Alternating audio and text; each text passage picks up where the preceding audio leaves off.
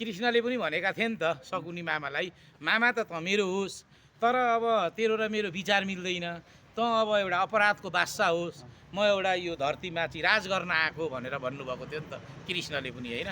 त्यो भएको कारणले दुर्गे पर्सै भनेको एउटा अराजकता तत्त्व हो, ऊ चाहिँ एउटा आतङ्कवादी शैलीमा निक्लेछ। राज्यको नेपाली जनताको पैसा जुन्नु होला, हाम्रा बाबुआमा बुढाबुढी बाबुआमाले मुद्दतीमा राखेको पैसा, ब्याङ्क भनेको नेपाली जनताको पैसा हुन्छ भने त्यो ब्याङ्कको पैसा तिर्दिन भनेर प्रधानमन्त्रीलाई इन्काउन्टर गरिदिने, डनका पनि डन, बाघको पनि बाघ, शेरको पनि शेर, दुनियाँ मारिदिन्छु, आगो लगाइदिन्छु, है महेश बस्ने तँलाई गोली ठोकिदिन्छु भनेर जुन प्रकारको एउटा उसले चाहिँ अभिव्यक्ति दिँदै गयो, जुन कि आज तपाईँहरू यो प्रश्न किन गर्नुहुन्न मिडिया दाजुभाइहरू, दुर्गे पर्सैको अगाडि गएर केपी ओलीको कम्बोडियाको पैसा कहाँ छ भनेर तपाईँहरूले किन सोध्न सक्नुहुन्न भने आज नेपाली जनतालाई युवालाई यसरी भ्रममा पारेर अहिले साइट लागेर चाहिँ तपाईँको माइती करमण्डलाको कमान्डर बनेर बसेको छ मेरो मामा भने हिजो नेकपा एमालेमा ऊ जुन एउटा केन्द्रीय सदस्यको टिकट लिएको थियो भने आज ऊ यो पार्टीमा भएको भए आफ्नै हजुरबुवा एउटा देशको सबैको नेपाली जनतालाई स्कुलसम्म पुर्याउने पार्टी,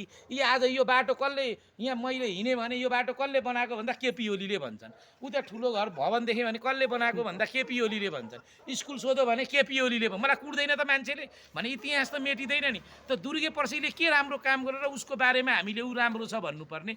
दुर्गे पर्सै त तपाईँको याद गर्नु अहिले माइती घर मण्डलामा आइसक्यो नि त, ऊ युट्युबको राजा हो, भेलु बाजे हो, बुझ्नुभयो नि।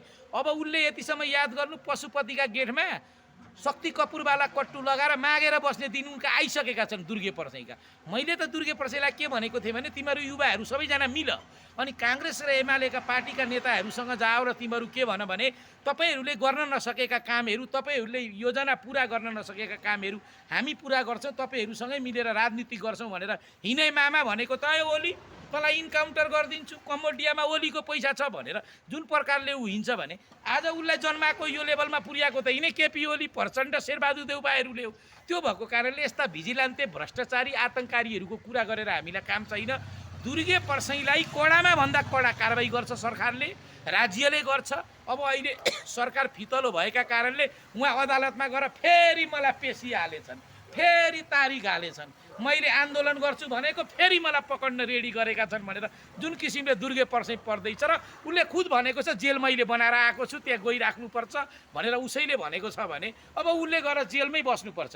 अब यी जति पनि रासपाका दुर्गे पर्सैहरू जस्ता व्यक्तिहरू भनेका उहाँ सेन्ट्रल जेलमा गएर कोही पानी नाइके बन्ने हुन्, कोही टेलिफोन नाइके बन्ने हुन्, कोही चामल नाइके बन्छन्, कोही खेलकुद नाइके बन्छन्।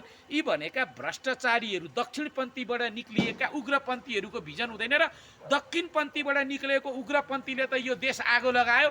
अब उग्रपन्थीबाट पनि एउटा हैजा निक्लिँदैछ जसको नाम हो दुर्गे पर्सै। अब यो हैजाले चाहिँ के गर्छ भने धेरै हल्ला गर्छ माइती घर मण्डलामा बसेर। अब युट्युबलाई चाहिँ खजना भएको छ अहिले दुर्गे पर्सै। अब खाजा नस्ताको पैसा पनि दुर्गे पर्सैले दिइहाल्छ अनि दुर्गे पर्सैले त्यहाँ बसेर फेरि भुक्न थाल्छ, तपाईँहरूको भ्युज गइहाल्छ, नेपाली जनतालाई जसले गाली गर्यो त्यही भाइरल हुने हो। देश बनाउने छुट्टै व्यक्तिहरू छन्, आगो लाउने छुट्टै व्यक्ति छन्, चुनाव कसलाई दिने भन्ने कुरा चाहिँ अब त्यो तपाईँको भोलिको दिनमा थाहा हुन्छ। र चुनाव मरिगए पनि हुँदैन, हामी संसद बिउत्याउँछौँ। अगर आज भोलि पर्सिमा संसद बिउदिएन भने हामी सरकारलाई कठालो पगाडेर रोडमा निकालेर पनि हाम्रो सरकार राख्छौँ। किनभने आज हेर्नु किचन कति महँगो भएको छ, तेल हेर्नु कति महँगो, खानेकुरा कति महँगो। 2 महिनामा यो हालत छ भने अर्थतन्त्र के हालत हुन्छ देशको।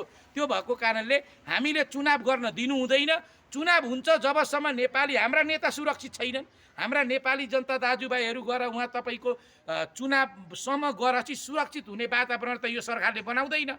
खोसिएका हात हतियार दुर्गे पर्सैसँग छन्, ती हात हतियारहरू, त्यहीबाट म चुनावै हुन दिन्न भन्छ उसले। दुर्गे पर्सै नै हो क्या सबैभन्दा ठुलो अपराधी। थ्याङ्क यू दाजुभाइ।